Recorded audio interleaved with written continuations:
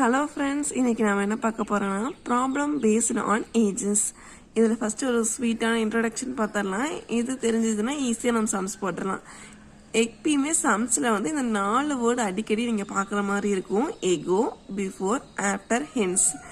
Echo before இது என்ன குறிக்குதுன்னா பாஸ்ட்டை குறிக்குது. இப்போ 10 years எகோ அப்படின்னு என்ன அர்த்தம்?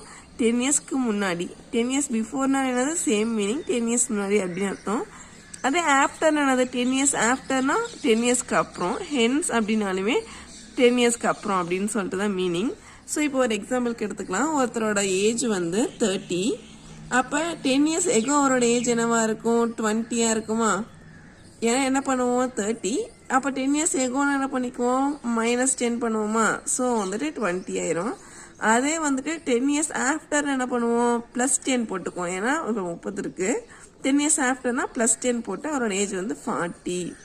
ஸோ கொஷினில் எகோ பிஃபோர்னு கொடுத்தாங்கன்னா நம்ம என்ன பண்ணணும்? மைனஸ் பண்ணணும். என்ன ஏஜ் கொடுத்துருக்காங்களோ அதோட மைனஸ் பண்ணணும். அதே ஆஃப்டர் ஹென்ஸ் கொடுத்துருந்தாங்கன்னா ப்ளஸ் பண்ணணும்.